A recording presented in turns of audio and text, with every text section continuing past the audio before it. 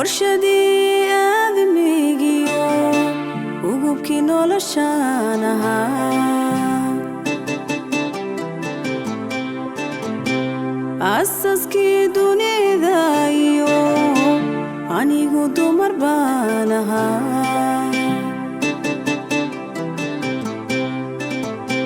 warshadii aadamigiyo ugubkii noloshaan ahaa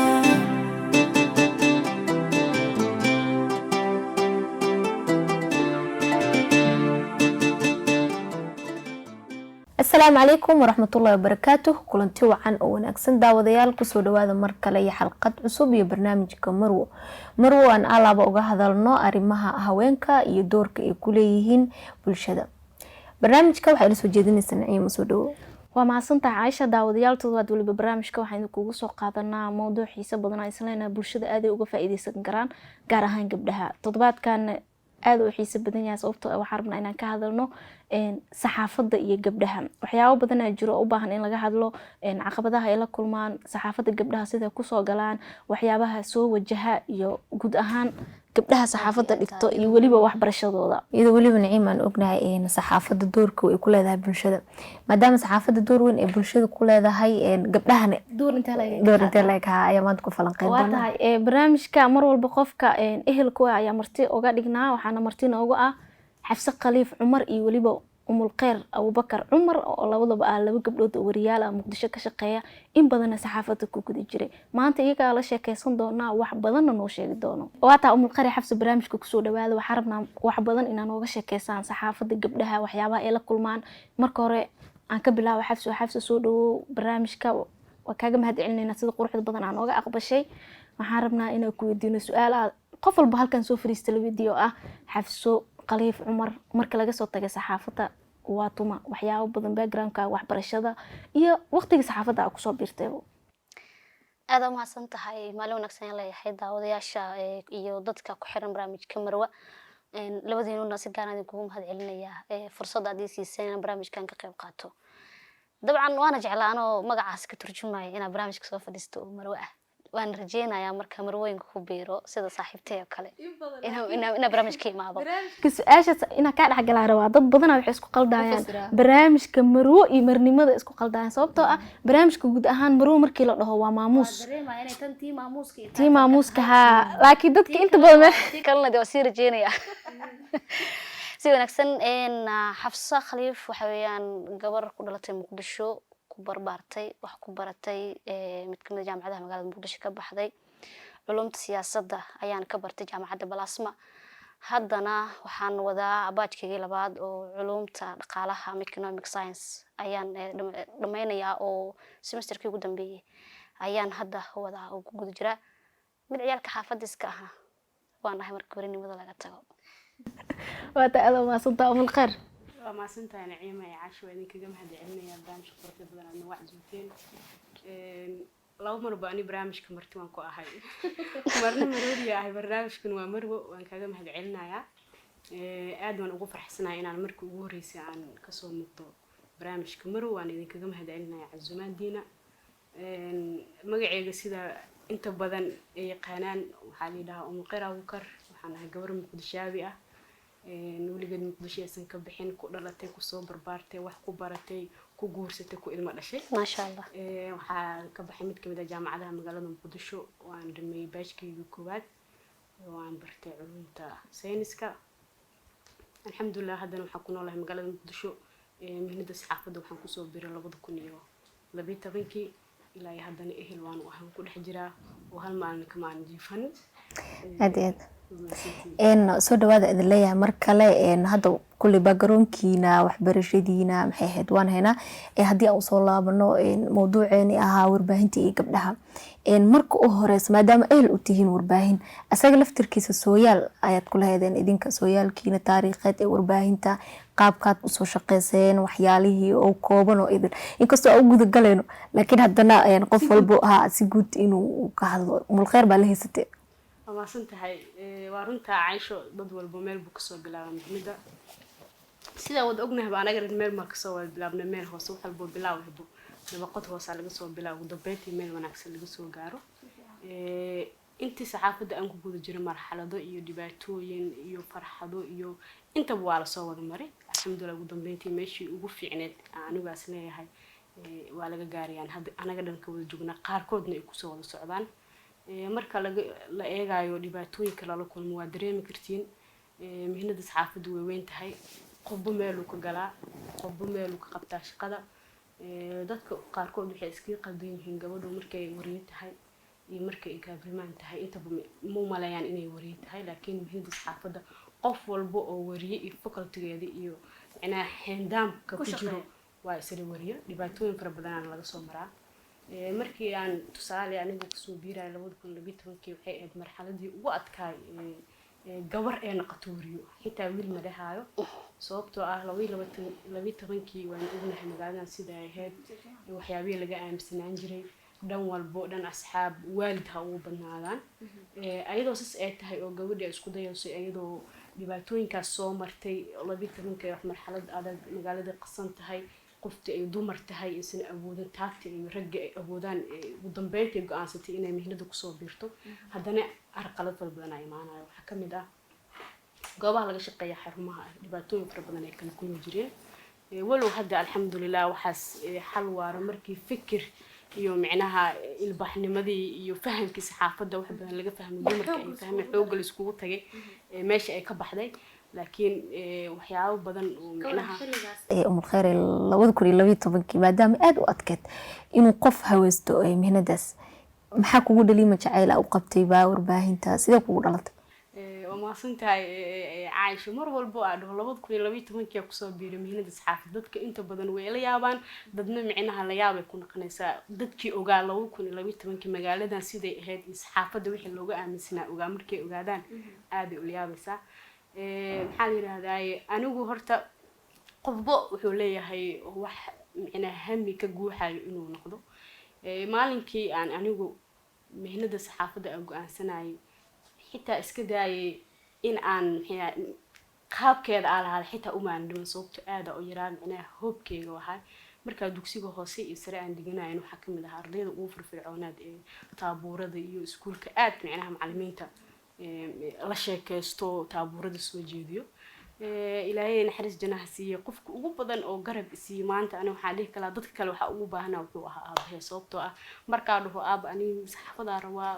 عنا أم أو أركو أنا ماله وحكي جدنا تصالح مركي أنا واحد يقدسين عم سكول كلا ده والدين تاذ كان أبيه أجي مش أقد بدل إكسي أما أبرام شهرنا أركو وليجر أبى ودم بنتي مهني ذا كبير دونتا ودم بنتي إنه في إلهي قدري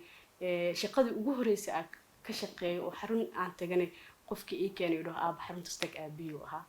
مركب حاني إسلاه مركب مركب دو مركب ده هاي والد كي هذا يعني دين أنا مركب حاس لها والد كوجو معناها صوته ها قفك أولادنا وح أي هوب ده أما لقوا رستاي كرو أبي نروح فهسنا مدام qof kan ay tahay micnaha hoobkeega iyo sida aan ugu soo bixi kar markuu ogaado inuu garab jeceshahay isla maxaa la dhahay waxaan tageynaa xafso sooyaalkaaga iyo tilaabada ugu horeysay aad ku soo gasho warbaahinta xogaa tilaabadii ugu horeysay marka la yiraahdo waxay noqonaysaa wax aan la bilaabin marka aad rajeynaysid inaad bilowdo dabcan way adkaanaysaa go'aan qaadashadana waxyaabaha ugu adag ee nolosha la sameeyo ayaa horta ka tahay warjeen haya saaxiibtay inay muuqaalkan daawan doonto gabar Nasra Xasan Axmed yiraahdo ciyaaraha FM ka shaqeyn jirtay laakiin hadda wadanka maqan iyo aniga ayaa maalinta hore guriga Nasra aan joognay waxaan is weydiinay sidan miyaan shaqo la'aan u haan doonaa sidan miyaan anagoo wariye noqonin cimriga noogu soconaya markaas absolutely marka waxaan su'aasheenii jawaab u helnay oo ahayd inaan saxaafadda barano markaan barana kadibna qof deefaas haysta higeed ma waaye aan waxa aan baranay aan wax ku raadsano 2015 ayaan ka shaqo bilaabay mid kamid ah xarumaha magaalada Muqdisho kuwoodii markaas ugu saameynta badnaa caqabadaha la kulmayna in la ii diiday ma ahayn laakiin caqabada nololeed la kulmay su'aal gabadha wiilka lamid ma ahan wiilka culays walba guriga ka jiro wuu labistaa wuu baxaa habeenkina isagoo labisan oo yimaad laakiin gabadha kaalintii gabarnimo ee guriga ayadoo laga rabo ayaa haddana waxa ay rabtaa in ay banaanka aado ay wax soo barato soo shaqaysato aniga marka aan saxaafadda kusoo biirayay bilooyin ka hor hooyadii ayaa jabtay oo waxaan ahay gabadha reerka u weyn inaan shaqadiina waa helay waxay ahayd caqabadii ugu adkeyd ee aan soo maray inta aan saxaafadda kusoo biirayay culeysiyaan kala kulmay dhowr bilood sababtoo ah hooyana ma ka tegi karin shaqada aan helay ee intaas sano aan rajeynayana ma ka tegi karin dhowr maalin aan shaqeynayay dhowr maalin gurigaan joogay 2 maalina jaamacadaan aadayay alxamdulilah hooyana waxaa way kasoo fiicnaatay sidii culeysyadiina way soo kala yaraadeen oo fursadihii guriga iyo ciriiridii ayaa soo fiicnaaday marka caqabadaha guriga ee xarunta loo yimaado ee shaqooyinkan aslan caqabaduhu wiilashii gabdhuhu way u sameeyeen gabdhahana ha usii badnaato ama gabdha wiilasha meesha jooga ha lagala kulmo ama gabdhaha nafsadooda ha lagala kulmo su'aal gabdhaha qaar sida la sheego gabdhaha qaar waxaa jiro kuwa ugu baxdo loolanka ama tanaafuska oo markii gabar kale ay la loomayaan jecel inay talaabo qaadaan ama gabdhaha qaar oo ximaya ama diidaya inay gabar kale meesha timaado oo booska ay ka haysatay ka haysan kara ma ah warbaahinta kaliya goobaha warbaahinta kaliya lama dhigi karo meel walba shaqo ah adduunka way ka jirtaa ayaa la caqabaduhu day iska badan yihiin inkastoo dulqaadkii iyo waafajintii ilaahay aaga soo gudubnay kuwa kalena hor yaalan ay iska jiraan insha Allah naasas iska rajeynaa ka gudubno waa tahay xabsi iyo mulqir waa mahadsantihiin barnaamijka waxaan rabnaa gudaha inaan usii galno waxyaabo badan aan ka hadalno midda ugu weyn aan rabno inaan ka hadalno waxay tahay saxaafadda gabdho badan oo badan ku jiro magaalada muqdisho markii loo dhaho qaar waxaa jira anaga naga horeeyay oo waqti badan ku guda jiray oo qaarkeen role model noo wada ah qaarna anagii oo dhadhaxaadka hadda xoogaa sanadihii dambe soo galo oo meeshaan mareen iyo qaar kale cusub hadda soo socdo saxaafadda 2012 sheegtay mulqir gabadha markay dhahday iskuul aada ama saxaafada barana aad u adkeed marka hore bulshada saas qarashka saxaafadda laga qaadanayo aad u yareed goobaha shaqada caqabada la kulmaayo marka waxaan rabnaa inaan ogaano gabdhaha maxaa sabab goobaha shaqada dhibaatooyinka ugu badan inay iyaga la kulmaan markii hore mas hadda guud ahaan inkastoo hadda se umul qarash sheegto wixii isbedelayaan laakiin markaas waa ugu sii darneed horta haddii isbedelayaan waxay isbedelayaan ma badan dabcan say ila tahay anaga la qabsanay xaqiiqda laakiin isbedel wuu jiraa caqabadaha wax horta markii hore wadcigan weeyeleysay waaqiciga oo in gabar wari ee noqoto waxay ahayd in xad laga talaabay oo kale ay bulshada caadiin ka aaminsanaayeen xogaa hadda waa la soo fahmaa in gabadhu way noqon karto fanaan noqon karto waxay iyadu jeceshahay noqon karto de ilaahi manihin mogtahay qofkan hadii xitaa uu dambi ku dhacay ilaaha la xisaabtamayo muumin adoo kale waa sabab ugu takoortid malahan waxa uu doortay in qofka muslimnimada doorto inuu iska daayana de adduunkaaba loo keenay intaas markaa ka tago caqabaduhu waxaa qayb ka sii ahaa waxbarashada gabdhahan way liidatay markii hore saxaafadda tusaale ninka ku biirayay jaamacadan dhiganay laakiin de ma dhameystirneen waxbarashadeedu waxa laga yaabaa umul khayr markay ku biiray sidaas oo kale dugsi sare kaliya soo dhameysay aysan jaamacad bilaabin qaarkeen ayaan dugsi sare gabdho badan oo wariyaal ah oo maanta saameyn leh oo qaarkeen sida ay wax u tabiyaan aan ku daysano waxa laga yaabaa sida af Soomaaliga loo qoray ku dar iyo ka jar kaliya yaqaan inay wariyaal yihiin marka aadan aaladda sida loo isticmaalo aqoonin marka aadan codka aad soo duubto jarjaran karin marka warbixin lagu sii nood aadan warbixin ka diyaarsan karin waxaas adiga sameyn karin uu sameyn karo wiilka warbixin xarunta kula joogay wiilka laga doorbida sababtoo meesha ninka mushaar uu bixiyaa ha yaraa $10 ba Allah ka dhigay lacaga ka baxdo labadiina waa u simantiin sababtoo aabihiisa ma dhalin idinkoo shaqo doon ha wada maadeen shaqadiisa cid u fulin kartoona markasta dooranaya hadda sidii hore ma nihin gabdho badan oo warbixin sameeyo fiijara sameeyo muuqaal sameeyo editara ayaa magaalada jiro aqoonteena 100% sidii hore waa ka fiican hadaan wiilasha ka fiicneen waa ka agdhownahay xabs waxa igu soo dhacday inta hadlaysay su'aashaas maadaama afar wariyaal meesha lagu wada fadhiyo waxaan rabaa kulligeen inaan dhex dhigo bariga hore waxbarashadu way liidatay hadda xataa waxaa soo baxay kuliyada badan oo saxaafado hablaha ay ka baxaan ay dhigtaan iyagoo haddana oo laga yaabo in ehel u yihiin ee wax qaban karaan ee wax soo saari karaan ee wax walba wadi karaan ee maamuli karaan haddana kama muuqdaan sidii la rabay uga muuqdaan mar walba waa laga sareeyaa maxaa keena is dhigi kartiin gabdhaha cajisalayaal ee dhigi karaa caasho waa sax kuliyado badan oo meeladan ehel u ah hadda la bilaabay jaamacadda ummadda Soomaaliyeed shalay ugu dambeysay 30 sano kadib waxay qalin jibisay ardayda ugu horeysay ardayda inta aragtay ama inta taqaanay waxay u badnaayeen gabdho sida xaqiiqada haddana waa sax oo meelaha kama muuqdaan ani hal micnaha fikira qaba aan arkay micnaha waxay tahay gabdhihii waxay aaminsan yihiin inaysan horumar lahayn muhiimdan saxaafadda micnaha waxa in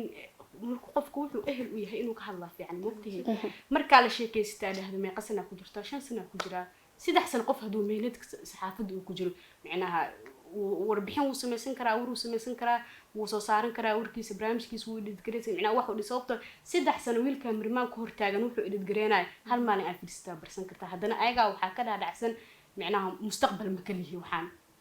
arkaysaa ayagoo 5 sano ku jiro haddana waxay ku leeyihiin waay maxaa adigu dhaafi kar ula adahay barnaamij hebel wuxuu ku leeyihiin aniga mustaqbalka mali haddii meel kale ka fiican aan heli lahaa wallahi waa ka tagay anigu leeyahay waay marka 5 sano seek gaari meesha ka fiican waay sababta midba hadda dadkan arkoosid oo heerka gaaray qof aanan micnaha public speaking soo marin madax ma noqon karo meelna kama soo noqon karo sababta qofka markuu wax noqdo waxaa raba inuu hadlo haddaadan hadalka aqoon way ku adkaanaysaa inaa maanta siyaasi noqotid inaa bulshada ka dhex muuqatid inaa ka muuqd aaday ku xitaa umukar soo gabdho badan oo waxaa jiro codkar ah oo hadlo laakiin haddana marmar waxaa laga doorbidaa wiil iska aamusano laakiin gadaal wax badan ka sameeyo taas way jirtaa laakiin ani ilaa hadda dumarka dhaliilaya tusaale siinaya maanta qeyr ilaahay si wiilka kaamirbaanada noo haayo anagana maanta intaa fadhinaa way dhici kartaa maanta qofkaan fahansan kaamirada inuu yaqaano oo markuu dhaho barnaamijka mar waa la qabanaa in agaasinka u tago barnaamijkayga anaa duubanayo xaqiiq ninkaas agaasinka meeshka ee wiilku wuxuu dhaaf friiso qeyr ilaahay ku sii gabadha ayadaas ku filnaata hadda waxaa jira gabdho badan oo wariyaal ah kaamirada iyaga wataan warka soo sameysanayaan boodayaan report markay imaadaan warkooda inta idilgelisan beejka soo gashtaan kadib guryahooda aadaan sida xaqiiqda marka ani waxaa leeyahay dumarka ayaga haddii dagaal sameeyaan wiilasha dagaalamaan I believe in wiilasha kaamirmaanadii iyo dhitinada wax dhan inta ka qaataan ayaga kaligood iskugu soo haraan ciladaas ma la dhihi karaa yani gabdhaha waxay aaminsan yihiin waa oo qalbiga ugu jiro sidaa sheegtayba oo ah waxaan يعني واحد رجستاس وسي فكملي أو صحافة هل سنة قفك كجرا واحد بدن سمين سنكرو مي ما هالسنة ذا بدن قاركود وح أركي مكا وديسيت حافظا وبرنيسا وأنا كل حجر تامحا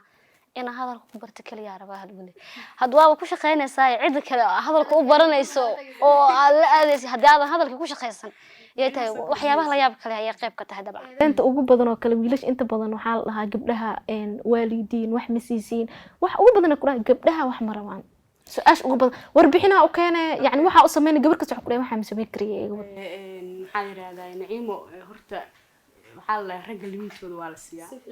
محقرينه رجل غير إله سيو وحاول شنطة فرود إله مسلمين كاركود وحاجة تصالح هذا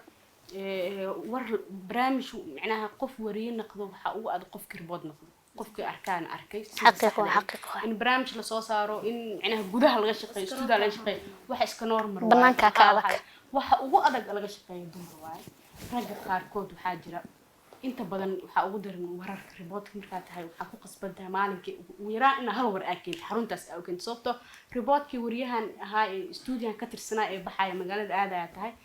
ninka agaasinka ama madaxa wararka wuxuu kugu tashanayo ugu yaraan in hal war aakid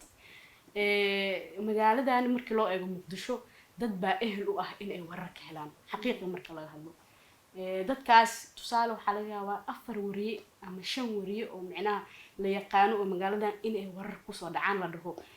oo ila wareejada bay iga qayb yihiin 5 wariye kale ii keen oo wariyaal ah tusaale ayagoo 4 iyo 5 kale waa 9 waxa leeyahay xarunta Sibiri ama wasaaradda hebel barnaamijkaas laga qabanaya adinka macnaha dadkan iiga dhaweey ninka mas'uulku wuxuu leeyahay idinka iiga dhaweey bal 4 wariye ii keen 4taas wali waa wiilal inta badan waxa warar ku soo dhacaan qaarkood way naxariis badan yihiin inta maasid ku soo dira ama ku soo wacaan waxay ku leeyihiin beri meel hebel ah jireen soo bood inta badan macnaha ayga adeegsadaan beri macnaha hal saac meel hebel aan iskugu imaado meesha u boodeyna qaarkoodna waxa ka dhaadhacsan xabsa ii dhow xabsa siisanaya yani naciimo iga dheer oo gacanteeda gaareen ama Aisha iga dheer ma siin karin macnaha waa sida ay u kala duwan yihiin ragga qaarkood way naxariis badan waxay leeyihiin heblaaya u baahan حبسة وباهن ما يعيش كجدو كجفي عن ما أنت مشارك عادن هاسي ماشي marka ragooda qaar ilaaha siiya ayagan mar badan ha isku laakiin hadda ataaga inta badan ragga ma saarayna oo waxaa laga yaabaa inteena inta fadhiso qaar ka mid ah laftirkooda in garab ayna soo siiyeen si aan wax u faa'iidi lahayn u baran lahayn meelo badanna inay wax naga tuseen laakiin si kale haddaa u dhigo kale imka su-aashii ahayd maxay u muuqan lahayiin gabdhaha tusaalo kale hadda way jiraan sida aa ka dhawaajisayba umul khayray gabdho kaamarooyinkooda wato oo ayaga productionskooda waxooda dhan soo saarta way jiraan oo inta badan ka maarmay wiilashii hore laakiin haddana gabar maanta shirkad warbaahineed maamulayso oo heerka soo gaarto kala dhinacyada kala horumaraa ka gaarin waxaa laga yaabaa ganacsi inay gabar maamusho laakiin dhinacan ilaa hadda lasma hayo maamul sare marka laga soo tago madax barnaamijka xitaa ma jiro Aisha hal mar aan ka dhexdal arrintaas ani taas waa dhalisanahay sababta ku sheegaya markii aan kula 2012 aan ku soo beeray iska daa gabar inay madax warar iyo madax shaqada shaqaaleyn qatay xitaa meesan jirin afarta war ugu waaweyn tusaale warka madaxweynaha ra'iisul wasaaraha baarlamaanka wasiirada afarta war ugu waaweyn idaacadaha la kala hormar macnaha warka si u kala weyn loo kala hormaraa xitaa looma dhiibi jirin waxa loo dhiibayaa inta ka hooseysa inta kala weyn loo dhiibi jiray taasna wax badan iska bedelay tusaale xarunta waxa fadhinaa maanta astaan intaasoo gabdhaha ka shaqeeya meesha ugu sareysan I think inay gabar haysato sababtoo ah financiga inna mar qaar lagu aaminaa agaasimiyaal gabdho soo naqdayna jiraan gabdho badan oo magaaladan joogo la yaqaano qaarkood hadda hadeesan ahayn ku xageena hadeesan ahayn madaxa shaqada shaqaalaha qaarkood way soo naqdeen agaasimiyaal ku xageenada soo naqdeen micnaha ra'yigu isbedelaa sida waaga ahayn manihin oo sagxadda ma ahane waxaan taxta al-ardiga laga keenay xaqiiqada hadda xogaa aad iyo aad waxaan rajeynayaa horumar fiican in ay gabdhaha kasii gaaraan dhinacaas dabcan marwo maadaama la dhahay umul qarna ku bilaabatay laba marwo isku ahay marwada barnaamijka shaqadan iyo ka waran marwada iyo hooynimada waa mahadsantihiin mar kale Aisha iyo Naciima waxaa waaye markii gabadha marwo noqoto saddex mas'uuliyad qaadeen dadku waxay dhahaan laba mas'uuliyad tusaale mas'uuliyadda shaqada oo waajib ay ku tahay inay shaqeyso mas'uuliyadda familkeeda oo xaajigeeda iyo caruurteeda inay qaado mas'uuliyadda reerkeeda familkeeda sababtoo ah gabadha markay wax baranaysay oo yaaba ku soo tacabtireen intaasna management wax macnaha la isku beeqaamiyo wayna culeys badan tahay wayna fudud badan tahay qofka karti haduu adaa leedahay ay maanta ka go'an tahay inaad boqol shaqo maalinka aad isku qabato ka go'an tahay inaad maanta sameysid waxa shalay go'aansatay waa sameyn kartaa dumarka qaarkood waa sax markay guursadaan shaqada way ka haraan waxay leeyihiin waa hooyaan qani anaga ma shaqeyn karno mihnadan isku ma keen karno boqolaal maanta hooyooyin ah shaqeysto familkooda ka adag gurigooda iyo caruurtooda ka adag shaqadoodan aan maanta si ka qurux badan mooyee tusaale ani markaa intaan guursan ka hor waxaa laga yaabaa xarunta aan ka shaqeynaa in laba barnaamij ama hal barnaamij toddobaadka inta igu soo aado isbuucina laba mar ama saddex mar warku igu soo aado waxaa laga yaabaa hadda inta barnaamij qabanayay in ka badan in had iyo culeys ay soo saartay sababtoo ana subax kasta hadda 12 inta gurigayga ka adkaada shaqo aada 8 saac ka imaada waa laabtaa marar qaarkood saacan wixii ka dambeeya aada shaqadeeda aan soo qabsada marka qofka waa inuu ka go'an tahay waxaan hadee ka go'an yihiin wax culeys kuma soo karaayaan waxay leeyihiin ilmaha ka dayacmaayo xaajiga ka mashquulaysa waxaas ma jiraan ninkan markuu ku guursanayay adoo maanta magaalada ku jirta shaqeysanaysid qof karti leh oo macnaha shaqo isheenta ku bartay Soomahan macnaha waxana waa heshiis waxay leeyihiin haduu shan ku fasaxin waxa wax kasto markay bilaabihiin laga heshiis maanta hadee markaa qof aan maanta soo wada sheekay isma guursan kartid hal habeen baa ka dhigay habeenka sheekeysanaysiina waxa ku daree barada aan waa shaqeystaa biraha daa guursan shaqadeeda dada iga dambe wixii waa heshiis hadii maanta ninkaaga ku heshiisay inaad shaqeystiin ilaa maalin kasta dhal hadii bala awoodo maalin kasta dhal shaqadaada micnaa waa waxa waay inaad go'aankaaga adaga leh المسلمون على شروطهم hadaa laakiin hadii maanta iska dhaadhicisid waa daciifay micnaa hooyaa naqday guriga maamulaya shaqo misku keeni kari sister adaa meel is dhigtay gabdhaha inta ugu badan markii 2 cunug ama 3 cunug dhalaan wax walba way soo duuduwan gabdho badan saxaafada ku jira waxa markii la guursado kadib ka baxaa jira saxaafada oo sababtuna guurka uga dhigay ha laga yaabaa iyaga inaysan sii jeclaan inay sii shaqeeyaan iska nastaan laga yaabaa xitaa inuusan wiilka qabo oo culays ku saarnay shaqada iska haraa marka saas maras waxa marka idin dhahayo waaye kama go'na micnaha gabadhu kama go'na inay horumar ka sameeyso tusaale hadda ani waa la guursanayo waxa leeyahay waa ka haraya sababta igma ogo laakiin waxaan hadee maanta ka go'an tahay inaad sameysid qof ma ka hor istaagayso ama aad si kale ku xalisaa ama adi aad kartidaada isku soo saartaa qof ku soo qaban waa wada kartaa laakiin naciimo haddii xataa warbaahinta maaha kaliya gabdho qaar waxaa laga yaabaa in oo markay guursadaan dhanka nimankooda oo kale ay ka celiyaan shaqada way dhacdaa waata caasho barnaamijka waxaa maleynaa gudaha inaan usii galno waxyaabo badan aan ka hadalnay waxaan rabnaa markan inaan ka hadalno inta ugu badan saxaafadda waxaa laga soo bilaabay idaacad TV-ga aad oo noogu yaraa qof walba idaacadu soo maray marka waxaan rabnaa farqiga u dhaxeeya marka idaacad ka shaqeynaysa iyo marka TV ka shaqeynaysa TV-ga umul khayr waa ku imaanay xafs waxaan rabnaa inaan warbixin guud naga siiso idaacadda iyo sida gabdhaha wax u diyaarsadaan war markii la dhaho warbixino markii la sameynayo barnaamijyo markii la qabanayo waa mahadsantahay naciimo TV-ga iyo idaacadda farqiga u dhaxeeyo dabcan intaan u tagin idaacadda ayaan kasoo wada shaqo bilownay dhammaantiin ama intaan ugu badan idaacadda inta ugu badan waxaa diiradda la saaraa oo qofka uu ka shaqeeyaa in uu codkiisa kaliya uu ka fikiro iyo siiqada uu wax u jeedinayo gabadha ama gabar iyo wiil aan kala qaado markay urinimada taagan tahay ama ribooda ahaan kartaa oo banaanka aadi kartaa ama wax lagu diyaariyaa jeedin kartaa tusaale newscast tirada badanaa warqadaha waa loo keenaa waa loo diyaariyaa ayaga jeediyaan ama waxaa noqon kartaa qof xirmooyinka ama maqaalada isaga diyaariya oo codadka banaanka ka kansada wayna kala duwan yihiin tusaale aniga mar waxaan ka shaqeyn jiray 2 sano program warbixinada kaliya lagu qaato banaanka warbixinada u dooni jiray tusaale warbixintaada waxaa laga yaabaa 5 qof oo noocyada kala duwan bulshada oo macallin leh oo dhakhtar leh oo inuu ku jiro ama sheekh leh ama qof fanaan xitaa uu qayb ka yahay laga yaabaa in warbixintaada ku jirto waa la soo kala kulmay intaas su'aalaha ku diyaarsanaya soo weydiinay waa imaane warbixintii aad qoraysaa waa duube codadka isku diyaarinay wax ugu weyn ee diiradda la saaro marka raadiyo la joogo waa codka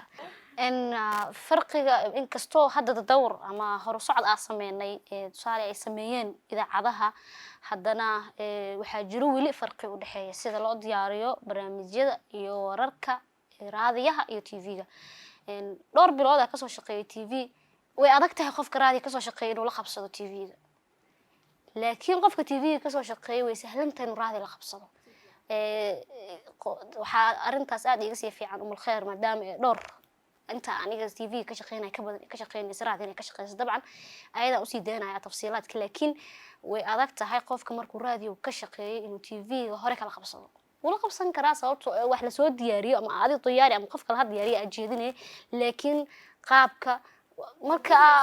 raadiyo ka shaqeynaysa warqadaha inta saas ka qabsato loo haysaarato si yani oo intibaah la'aan waxa isaga diyaarinaysa ha laakiin kan qaabka u fariisanaysid sida wax u jeedinaysid warqadina miiska saartid waxaas oo dhan waa wax protocol ah so inta kala de qofka xafs soo lama dhigi karo marmarka qaarkiis xataa idaacadda adag oo sababtoo ah tusaale oo kale barnaamij ama qosol ama naxdin oo kale marka TV-ga la soo deenay qofka waxa laga yaabaa wajigiisa qaabka u dhaay in laga dareemo laakiin idaacad emotional maadaama leen codkaaga waxa laga rabaa qof meeyay inuu ka baxo mid adag ee laftirkeeda way adag tahay dabcan laakiin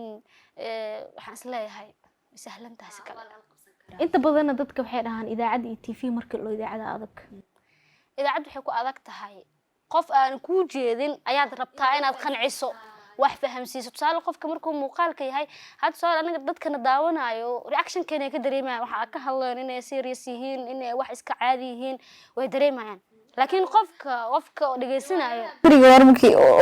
qabqab dadka la isticmaali jiro kan ruwaayadaha laftirkooda marka had soo idaacadaha kale ka shaqeeyaan anaga ruwaayadaha dhageystayaasha nagu xiran u doobna ruwaayada marka duubtid qofka director-ka wuxuu ku leeyahay no sida uu dhahday dhageystuhu dareemaya inaysan codkan dhabka ahayn ku celi si uu u dareemo hada cod la ilaalinayo ugu cod oo qofku ogeyn wajigaaga wax ka muuqdo aad umulkhayra faahfaahin siiyaysa dhankaas iyo TV-gana mar kale maxaa la yiraahdaa marka la dhaho TV idaacad yaa xoog badan ay helaan falaasfaasha labada horta ma kala yareystaan waxaa waaye midna qof sii jeeda rabtaa inaad xoog kusoo jeediso midna qof kuu jeeda rabtaa si degan inaad ula hadashid macnaa labada qaab ee koodu markaa ku leeyahay qof sii jeeda rabtaa inaad sii jeediso marka idaacad ka hadlaysid qofkan iska mashquulsan oo aan macnaha dhegbo u haynin inuu idaacadan dhageysto ayaa rabtaa codkaaga inaad kusoo jeedisid wayna adag tahay qof sii jeeda inaad horta dheer kusoo adoo cod adeegsanaysid adoo qofku agtaan hebel aad dhihi kartaa muddo kuu qaadanaysa hebel inaad dhahay macnaha qof kaa dheer inaad soo jeediso cod leh haddana aad kusoo jeedisid taa way adag tahay qof macnaha ku fiirinayana inaad emotional u dishidne way adag tahay sababtoo qofku inta ku fiiro ku leeyahay qofkan wuxuu sheegay serious ma ka anaga wareej amar qaar lagu leeyahay laakiin marka gabdhaha loo eego labada bay kala duwan tahay marka gabadha TV ka shaqeynayso magaalada waxa carruur ku yaala caana kana qaniin sida xaqiiqda iblaha ka saa lagu leeyahay sababtoo waxay ku qasban tahay maanta taraxada TV-ga warka ugu qariyo am barnaamijka ku aqriyo mar labaad ma ku soo qaadan karin qasabna ma ahan wiilasha dhibkaas ma haysto qasabna ma ahan oo xarunta qasab ma kaaga dhigayso laakiin wax rabbaani ah dabeecad waa wax rabbaani ah waa de nafsiina u sameysana ilaahay ku abuuray maanta raxadan maanta kalarkaan ina maanta war ku aqriyo barnaamij aad qabto isbuuc damban aad ku soo laabto yani halkii barnaamij inuu soo laabto ama halkii war inuu soo laabto inta badan dadku maleynayaan man u maleynayaan laakiin gabdhaha ayaga iska dhaadhiciyada xataa marka laga soo tago in dabeecad ahaan ilaahay uu sameeyay marka laga soo tagaa marka laftirkiisa daawadaha haddaad dharkiisa dharkii kusoo ceshato wuxuu u malaynaya xalqadii hore oo kale soo waa inaa ilaalisidaa markaa ku leeyahay qof kuu jeedaa rabtaa inaad macnaha dareenkaaga waxyaabaha kusoo jiidin kartid labiska qofkan labiska dee wuu celinayaa dadka qaar waa macnaha waxaa laga yaabaa inuusan warkaaga ahmiyad siin laakiin labiskaaga uu ahmiyad siin marka sababta wuxuu ku kasban yahay in TV-gaas uu macnaha oo daawadayaal badan uu sameysto macmiil joogtaa inuu ka noqdo maxaa la yiraahdaa inta ugu badan maxaa la yiraahdaa waxa u dhaxeeyo sababtoo marka idaacad ka shaqeynayso waxa laga yaabaa anuu gabsaar dhis ii saaran inaa warka iska aqriyo waxa laga yaabaa anuu lugaha sida xabsi iska dul saaran yihiin oo macnaha gidacad u jiifay inaa warka iska aqriyo laakiin meesha waxa uu qalaha cameraman wuxuu ku leeyahay gacanta midig iyo bidix ku kala qabo warqada ha ku qaboon saan isku qalooci macnaha way aad u dhib badan tahay isleeyahay markii oo TV qarashna way ku dhib badan tahay oo wax qabadna way ku dhib badan yihiin isleeyahay guud ahaan waxaa kasoo sheekeen caqabado qaar dabcan ma wada xusi karno oo gabdhahoo dhan wariyaasha waxaa laga yaabaa qaar badan in ay hayaan caqabado kale oo aan ka tagnay kuwa anaga sheegnay kuwa ka duwan laakiin caqabad horta weligeed ma dhamaanayso mar walba way soo cusboonaanaysaa way soconaysaa nolosha kamid tahay laakiin kuwa ugu adag oo number 1 ah in anaga mar walba meesha ka shaqeyno ama maxaa la dhahayay majaalkan aan ku jirno ee warbaahinta aan safka hore mar walba u ahaano de aan lahayd xataa caalami oo inta badan gabdho Soomaali oo caalami ma jiraan way yaryihiin sidee ku hirgeli kartaa isdheysi waxay ku hirgeli kartaa dabcan dadaalka hadda aan wadno ma yara isdhigashadeenu ma yara labada dhinacba saale dadaalka aan wadno waxay tahay gabar walba markay mihnadan soo galayso waxay ku fikiraysaa gabdhaha waa la buusaha la yiri yaan lagu buusin is ilaali yani buustaan dabcan way fahmayaan dadka sayna tahay iska dhici ayaa nagu jirta iska dhicidan tirada badan dagaalka hartinaan iska dayno oo niyadeena aan ka saarno qof kale ka awood badan adduunka ma joogo haddii waxbarashada heshay oo tashiilaadka ah heshay wax baratay naftaada ku kalsoonow awoodda ilaahay ku kalsoonow wabacdeena hibada gaarka oo ilaahay ku siiyay ka faa'iideyso ayadoo wariyaal la wada yahay ayaa qof kasta waxa uu leeyahay hibo gaar ahaaneed su'aala siiqada wax u soo jeedinaysid qof kasta uma soo jeedin karo sida wax u qoraysid qof kasta afarteen haddii hal mawduucna loo dhiibo maanta gabadha kale u qoraal ekaanaysa naguma jirto gabar walba inay awoodda ilaahay siiyay ku kalsoonaato luqadahana iska dhisno Soomaali kaliya caalami laguma noqon karo marka aragtay najm caalamiina noqotidna taqaanid waa luqad aan luqadaada ahayn tusaale carabi iyo ingiriis waa labada luqadood ee caalamka maanta ka ah internationalka inta labadaas barano warbixinada caalamka turjuman karno oo aadan u baahanin qof kale oo adiga facaayo baaja wata inta tiraahdo hadii 4 baaragraaf oo ingiriis ama 4 baaragraaf oo carabi ah aadan isku aadin karin كل باجكنا عيبنا إلى طه طبعا هديات بالخير وما صنتها محل هذا عايشة وارون ضد بدن ومعناها أصحابتنا ومعناها قبلها أننا نلمد وإنترناشنال ويرجين قاركود ما شاء الله هذا سيدي هوري حالا سيبسي بيدانتا سيدي هوري أنه قبل إهن ما أنت كستو أنا هين هدنا ما أنت إن شاء الله أنت سينك بدنا رجينا ومعناها إنترناشنال ميديا كسود موقنا هدنا dhibaatooyin kaas waxa loo bixi karaa caashidaatin macnaha qofka inuu alihiis ku kalsoonaado nafsadiisana kalsooni geliyo go'aan oo yeesho qofka bini'aadamka haduu mar go'aan leeyahay oo waxaan ka go'an tahay wax walba uu qaban karaa aniga aaminsanahay sababtoo maanta ana hadaysan iga go'anan inaan barnaamijkan ka soo qayb galo qof igu qasbi karta ma jirto go'aankeygaan ku imaan kartaa waxaas aad ku samaysan kartaa go'aankeedana waa qaadan kartaa saa isleeyahay gabar kastana karti iyo go'aan ee maanta horumar ku sameeyso way ku jirtaa ilaahay hibi u siiyo sababtoo ah dumarku nabiga sallallahu alayhi wasallam sheego waa awood qarsoon macna wax aysan qabsan karin maanta adduunyada korkeed ma jirto marka waxaan leeyahay insha Allah aan isdhisno xaasinimada hal iska dhaafo qofka walaalka ah ee dumarka kula shaqeeya ama ka fog hadii aad maanta ani u maqeer hadii horumar aad sameeyo xabsi walaashay ina ku dhiirigeliyo hadeesan ugu yaraan ani iimaan karin aad dhiirigelin siiyo boqol mar marka dhaho ee xabso dhaqaaq wax sameey kan sameey waxa laga yaabaa anigana horumarkaaga ku farxo sameeyo hal mid inay qaato meel fiican ay gaarto waxa leeyahay macnaha horumarkaaga ka xumaan waxay isu xasuusisay inta badan waxa la gabdhaha meelaha horumarkay ku xinjiraan inta badan gabdhaha waxa jirto eray la isticmaalo ee gabdhaha ayaga inta badan kala ma seero waa taas marka ugu badan la dhaho ragga inta badan la dhaho gabdhaha way dhibaansanayaan iyaga markii dhankooda su'aasha labid waxa iyaga dhaxdooda taas mid gabdhaha dhaxdoodana inay jirto يعني سمها وجهت ugu badan ha dabcan asbad badan naciim waarun ilaaha been caayburta gabdhaha qaarkood ilaahay qeyr ha siiyo meena ina u duceena leena maanta wax kala sheekada gabdhaha qaarkood ayaga lugta isqabta xaqiiqda marka laga hadlayo inta wax ka qabtaan ee madax dhulka ku gelinayaan ma aqaan xaasidnimo may ka tahay hagar may ka tahay qofkan walaalkaaga mid qaarkood gabdhaha qaarkood waxay arkayaan tusaale marka la joogo xarun warbaahineed oo 5 gabdho isla joogaan waxa laga yaabaa 2 ama 3 kamid ah maamulka ay u dhibiyihiin waxay isku dayaan ugu yaraan hadeesan maanta waxba ka qaban karin maamulka inay ka ilaaliyaan yani taas waxyaabaha micnaha wax walba waxa la bilaaway ka bilaawtaan bilaaw meesha ka soo bilaawayaan mar gabdhaha qaarkood waxa leeyahay xaasidnimo ma fiicno yani xaasidnimada maamul qofka insanadeen idinka isku dayna maamul noqoto waxyaabaha noo diidayna maamulka noqon taas qayb ka tahay marka waxa leeyahay gabdhaha adinka bal inta shirtaan islaadaan inkastoo maxaa la yiraahdaa maalmo mudooyinka ugu dambeeyay gabdhuhu ay ganaftirkooda horumar ay sameeyaan urur ay sameystaan oo gabdhaha u gooni ah ebel meeysan jirin oo la iskugu keenay gabdhaha la iskugu sheego la iskugu calool fiyowaado la dhaho waxaan adinka hadaa maanta ay lugaha isqabsataan wiilashii sidaas idin yeelay ama dadka kale idin shaqeysaas idin yeelayaan qaarkood waxa laga yaabaa in wacyigelinadaas iyo barnaamijyadaas ay maqleen boqolkiiba boqol inay wax badan ka bedelaan marka waxa rajeenaa insha Allah fikirka iyo qayimka iyo macnaha in la bedelo way fiican tahay in sida ay xabsi sheegtay adiga is hormarisiisay hadal maanta awoodin inaad maanta baxdid school fariisid ama jaamacad adduunku waa horumar online wax la dhahaa jiro ha internetka ka faa'iideysan kartaa oo macnaha online wax ku baran kartaa marka waxaan leeyahay gabdho ayaa la xasideen xasidnimadu inta sadaan ku darsado xasidnimadu waxyaabaha uu nabiga naxariis korkiisa ahaatay nooga digay ayay qayb ka tahay qof muumin xasid ma noqdo in aan xasidin noqono mararka qaar barbaarinteena keenaysa gabadha markay gabdho guriga la joogaan ee walaalaheed guriga ku soo xasidnimeyn jirtay ee hoosha ku xasidnimeyn jirtay hoosha ku hakri jirtay inta wax leesay ee hooy ku jiri jirtay adoo banaanka ay kugu aragtay ma ku daahaysa dabcan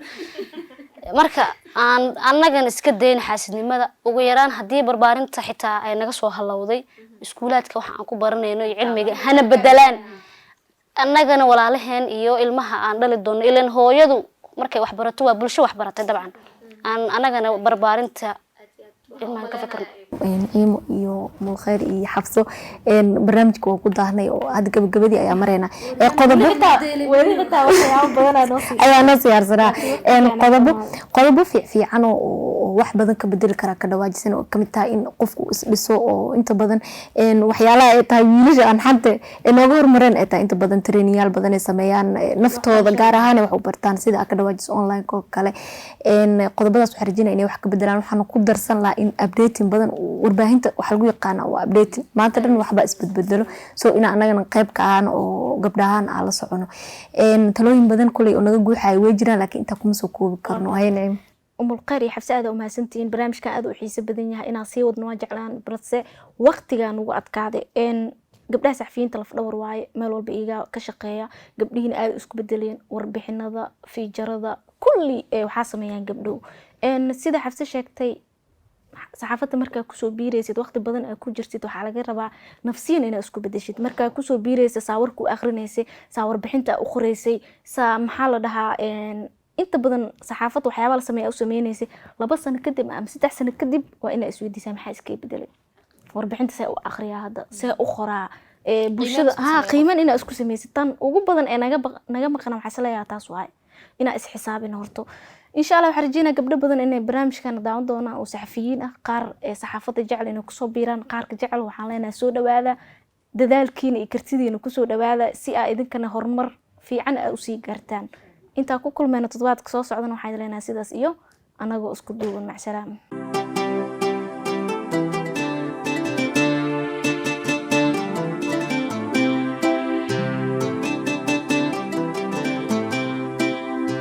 asaskii dunida iyo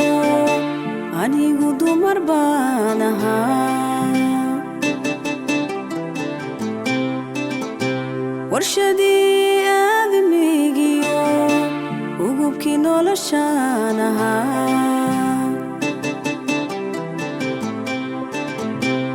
asaskii dunida iyo anigu dumar baan ahaa